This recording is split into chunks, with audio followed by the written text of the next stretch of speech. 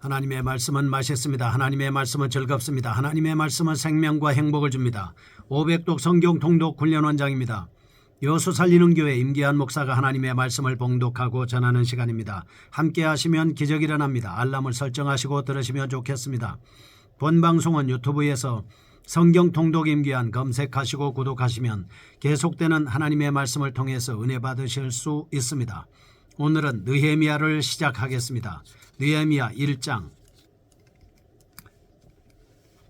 하갈의 아들 느헤미야의 말이라. 아닥사스다 왕제 20년 기슬루월에 내가 수산궁에 있었는데 내 형제들 가운데 하나인 하나니가 두어 사람과 함께 유다에서 내게 이르렀기로 내가 그 사로잡힘을 면하고 남아있는 유다와 예루살렘 사람들의 형편을 물은즉 그들이 내게 이르되 사로잡힘을 면하고 남아있는 자들이 그 지방 거기에서 큰 환난을 당하고 능욕을 받으며 예루살렘 성은 허물어지고 성문들은 불탔다 하는지라.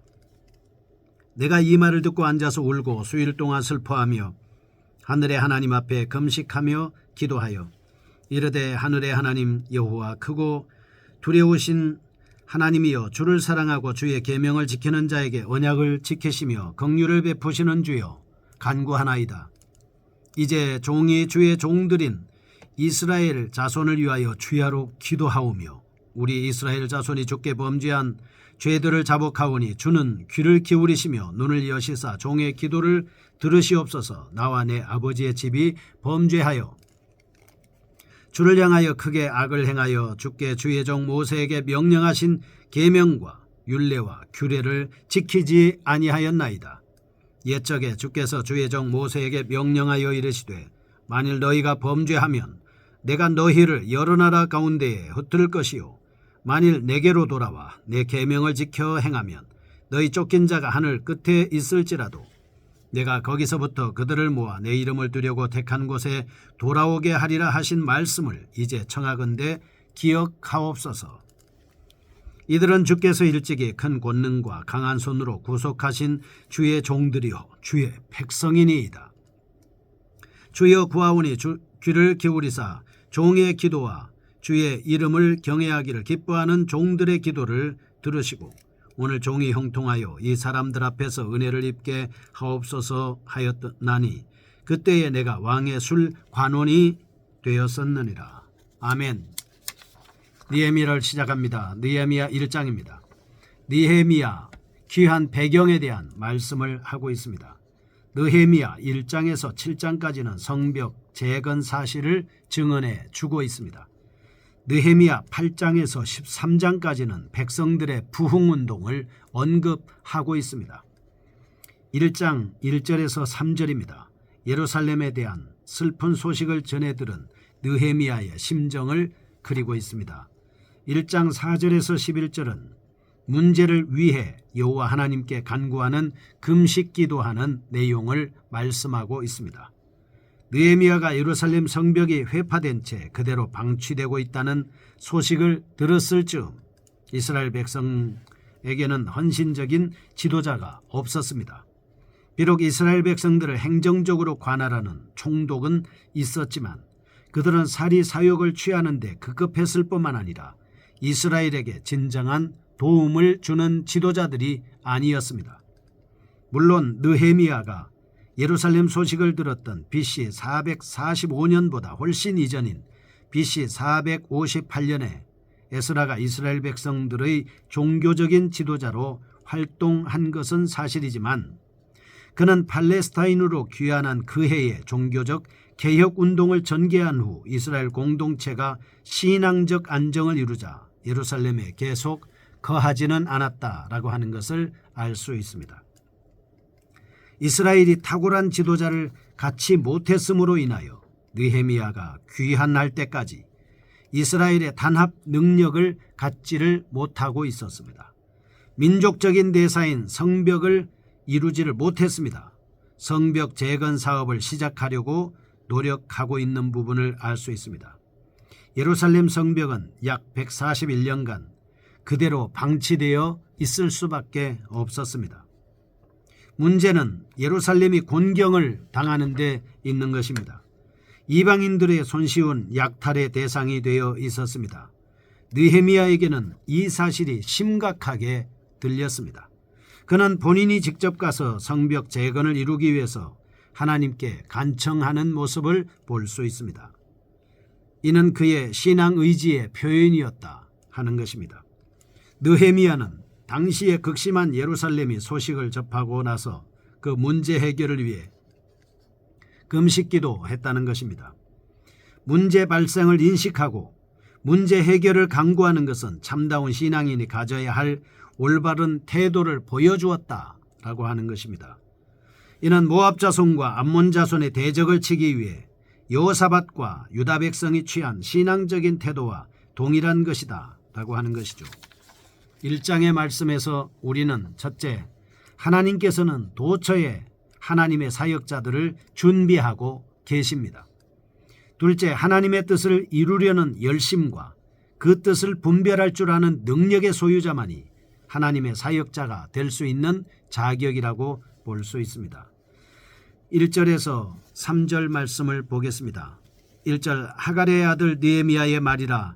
아닥사스다 왕제 20년 기슬르월에 내가 수상궁에 있는데 내 형제들 가운데 하나인 하나니가 두어 사람과 함께 유다에서 내게 이르렀기로 내가 그 사로잡힘을 면하고 남아있는 유다와 예루살렘 사람들의 형편을 물은즉 그들이 내게 이르되 사로잡힘을 면하고 남아있는 자들이 그 지방 거기에서 큰 환난을 당하고 능욕을 받으며 예루살렘 성은 허물어지고 성문들은 불탔다 하는지라 하는 말씀을 들었습니다. BC 586년에 파괴된 예루살렘의 성벽 재건을 위해 차근차근 준비하시는 하나님의 섭리를 나타내는 본단락입니다. 느헤미야가 예루살렘의 비참한 소식을 접했습니다. 느헤미야는 뜻밖의 예루살렘의 비참한 소식을 듣고 깜짝 놀랍니다. 1절 말씀을 보시면 느헤미야가 예루살렘의 소식을 듣게 된 역사적인 시점이 언제냐? 하갈의 아들 느헤미야의 말이라. 아닥사스다 왕 제20년 기슬르월이다. 이렇게 말씀을 하고 있습니다. 그리고 그는 수산궁에서 이 말씀을 들었습니다. 2절 말씀을 보시면 예루살렘의 예상치 못한 소식을 접하게 된 사건입니다. 형제 중 하나가 왔습니다. 사로잡힘을 면하고 남아있는 유다와 예루살렘 사람들의 형편을 물어보았다라고 하는 것을 알 수 있습니다. 조국에 대한 애국심이 굉장히 강력했기 때문에 그는 늘 외국에서 살고 있었지만 그러나 조국에 대한 관심은 한순간도 잊어버리지 않고 있었던 것입니다. 우리가 나라와 민족에 대한 관심은 지대하게 중요한 것이다 라고 하는 것이죠. 3절입니다. 당시 예루살렘의 형편에 대해 소상이 기록하고 있습니다. 그들이 내게 이르되 사로잡힘을 면하고 남아있는 자들이 그 지방 거기에서 큰 환난을 당하고 능욕을 받으며 예루살렘 성은 허물어지고 성문들은 불탔다 하는지라 라고 말씀을 하고 있습니다. 당시의 유다는 바벨론 제국에 의해 멸망당한 후에 바벨론에 이어서 패권을 차지한 바사 제국의 강력한 통치하에 있었습니다. 바사 제국의 한 도로 편입되어 있었던 것이죠. 주변의 이방인들이 유다를 괴롭혔기 때문에 유다 백성들은 능욕을 당했습니다. 찬란했던 예루살렘 도성은 회파된 채 복원되지 못한 상태로 이스라엘은 낮아질 대로 낮아져서 환난을 당하고 그들은 능욕을 받았습니다. 괴로움을 당한 것입니다. 역사적으로 볼 때 BC 141년 전인 BC 586년에 바벨론의 느부갓네살 왕이 예루살렘 성전을 포함해서 모든 성을 불태우고 성벽을 허물었습니다. BC 537년 수룹바벨의 지도하에 바벨론으로부터 1차로 귀환한 자들이 BC 516년에 비로소 두 번째로 성전을 완성했습니다. 그러나 예루살렘 성벽은 건축하지를 못했습니다. 불태워진 상태로 그대로 있는 것이죠. BC 458년 에스라의 지도하에 2차로 귀환한 백성들이 예루살렘 성벽 재건 운동을 일으켰지만 주변 대적자들의 방해와 아닥사스다 1세의 명령에 의해 성벽은 허물어지고 성문은 그대로 방치될 수밖에 없었던 것입니다. 성벽이 해파되어 있었으므로 인해서 예루살렘 거민들은 이방인들로부터 계속적으로 약탈을 당하고 있습니다. 그들은 예루살렘을 버리고 안전한 곳으로 이주하려고 하였습니다. 수는 점점 줄어들었습니다. 재건된 예루살렘 성전도 노략질을 당하였을 가능성이 크다고 볼 수 있습니다. 성전에는 이방인들이 탐낼 만한 재물들이 많이 있었습니다. 그래서 이방인 약탈자들에 의해 노략당할 경우 이스라엘 백성들은 크게 낙심했을 것임이 틀림이 없는 사실입니다.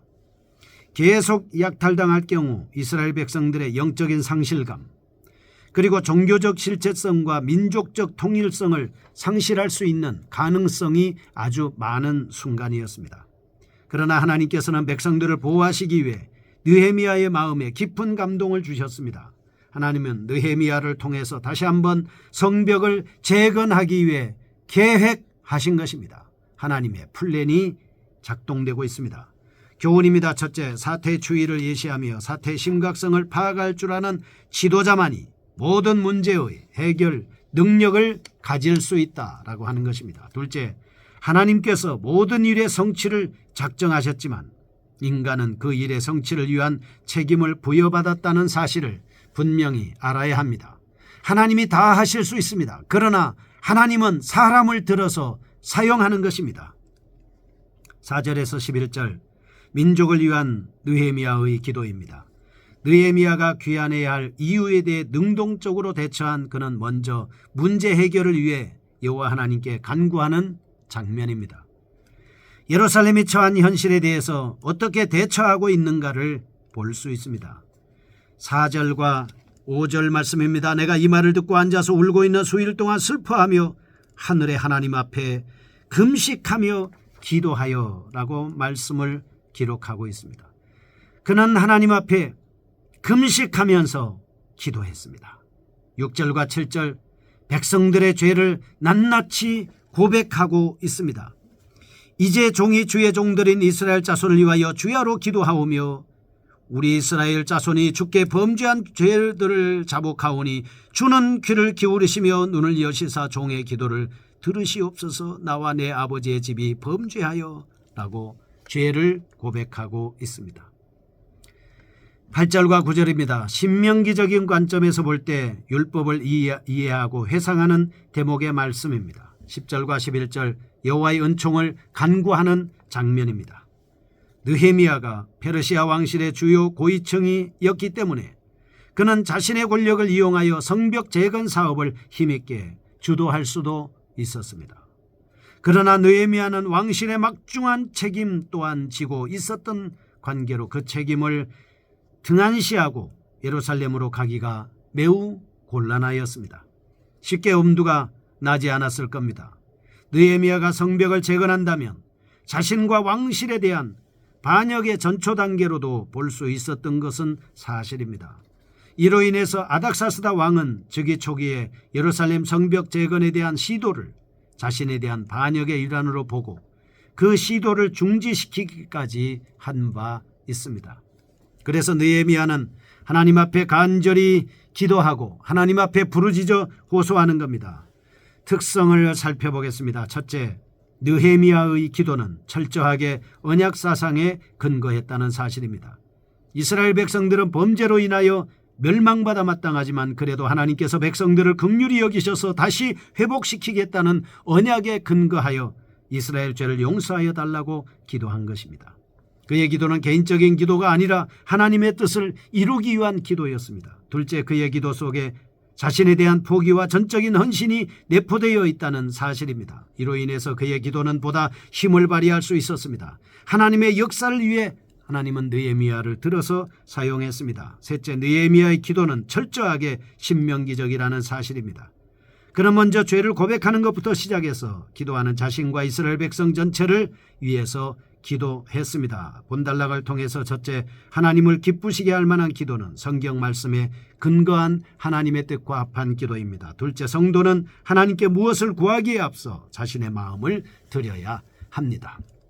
거룩하신 하나님 아버지, 하나님의 뜻에 합한 기도가 드려지게 하여 주옵소서. 예수님의 이름으로 기도합니다. 아멘. 여수 살리는 교회 임기환 목사였습니다. 지금 극동방송을 듣게 하세요. 기적이 일어납니다. 우리는 지금 생명의 말씀을 전하고 있습니다.